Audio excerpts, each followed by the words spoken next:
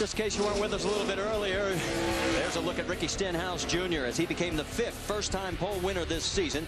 And for back-to-back races, a first-time pole winner because Trevor Bayne took the 99 to the point last week at O'Reilly Raceway Park. Across the top of your screen, you will see our starting lineup. And remember that the top 5 have never won a Nationwide Series event. Their average age is 21 years of age. In fact, to get to the old guys, you got to go to position number 10, where you'll catch up with Mike Bliss. Let's get our in-race reporter on the radio with Rusty, and that is Brad Keselowski. Hey, Brad Keselowski, Rusty Wallace, ESPN. You got us?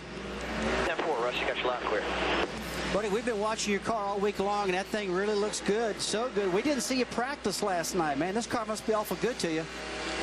Yeah, I'm really happy with the GoDaddy.com Chevrolet. Would like to qualify better, but you know me, I focus more on making my car drive good in race mode than qualifying mode, and I think we've got that here for this race today. All right, we got an ESPN mailbag question, and it comes from Mo in Madison, Wisconsin.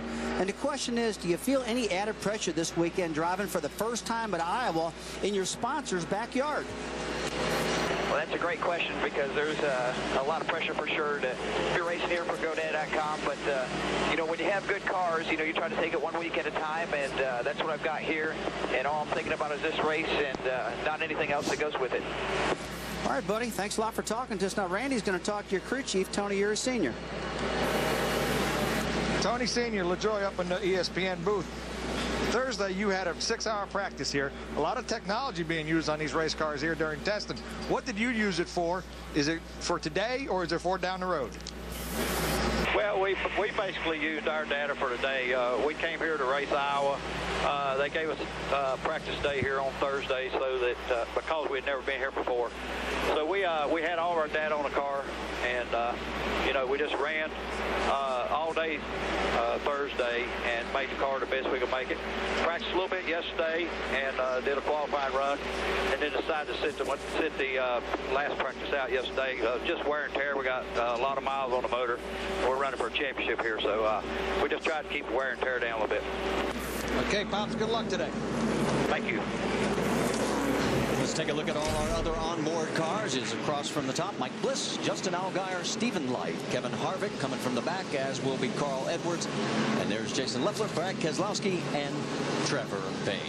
Our over-the-wall reporter will be John Reese. He's the jackman on the number 27. There he is, and he'll give us a great view and hopefully some comments along the way when the 27 car comes in for his pit stop. Let's talk about the pit road breakdown. We saw him selecting pits. Which ones do you really like, Rusty? Well, you know, I looked at the track a lot, Marty, obviously. I think this particular, I'm going to give you 3 picks. And my third best pick, right there, the number 99 car, Trevor Bayne. That's a good one. It's got an opening behind him. The number 2 right there, where Justin Allgaier is right there, that is a great spot. He's got an opening in front of him. He can pit and get right out. But my number 1 most favorite pit selection on this whole entire racetrack is all the way down around the corner right here, spot number 1. And that's where Ricky Stenhouse Jr. picked. I think it's a great selection. He can get in and get right out, no problem. All right, so those are the pit selections that Rusty would choose, and you saw who got them. Let's get the last-minute update from pit lane. Rick DeBrule, you're up. I want to talk about Kevin Harvick, one of the Cup drivers doing double duty this weekend. Just got off the plane. Now, think about this. He's a 2-time champion, second on the all-time win list, and he's a rookie here. He's having to come from the back of the pack because of the way he had to qualify as a result of not being here. But he'd like to play the role of the spoiler. If he wins today, well, that's going to bump over that dash for cash. And we'll talk more about that in a moment. Jack? When you talk about coming from the back, how about last week's winner, Carl Edwards? He did it successfully. And today, when Carl Edwards got here about 40 minutes ago, had a chance to ask him if he was going to use the progressive banking in the first 20 laps or so. And he said, during the Thursday practice session, Mike Massaro, he said, I learned that maybe my car does better coming off down low. He said, so I'm going to try and use the low road to get to the front. Well, one of the guys, Jack Arute, he's going to have to race is Kyle Busch. He'll be starting at the back of the field, too. And certainly there are some inherent hazards starting at the back of the field. You have to be aggressive, but at the same time have to be a little bit conservative and protect the car, which explains why this team picked this particular pit stall. Pit stall number 41, all the way at pit entrance, just off of turn number 4. Why? If you take a look at the pit box behind them, that's the 49 car of Mark Green. There aren't even any tires in that pit stall, just spectators. They know this car is going to be back behind the wall before they even make their first pit stop. They're going to have a very clean in. Marty?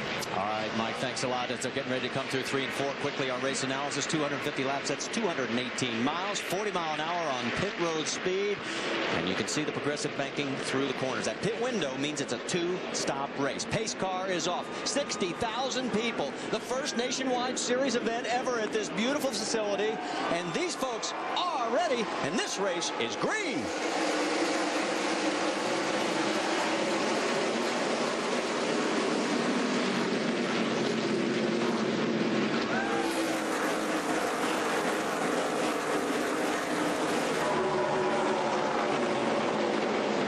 Clean through turns 1 and 2, down into turns 3 and 4.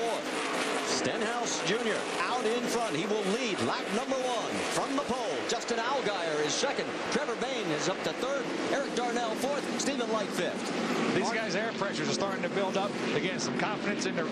They have response in the steering. They're like, okay, they're settling down. They're starting to breathe a little bit.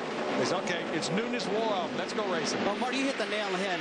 And Randy, what they got to do right now is let this thing settle in just a little bit. That second groove and third groove is not burned in totally yet. And they'll get more rubber up there. And I will promise you, you're going to see some 2 and 3 wide racing real shortly here, guys. 2 wide right there. The battle for third. That's Eric Darnell underneath the 99 of Trevor Bayne. Let's go on board and look at what it looks like from behind. These cars are right on the ground. Look at these guys going through the corner as he picks up the throttle. Whoa, look out. John West Townley gets it turned around. He's got some damage on the back. Oh, it looks like he's also got an axle. It's about ready to come off. That's his second car this weekend. He wrecked one on Thursday. John West Townley, he's been having a tough time, guys. I mean, just like you said, Randy, he lost his car in practice. Now he's lost another one. Only lap 4. Tough week for this young driver.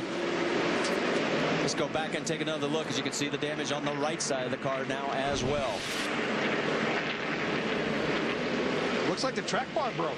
Track bar broke, or something come out, and the rear end's already outside the car. Absolutely, Randy. I've never seen that before. I mean, the track bar looks like it broke on this car.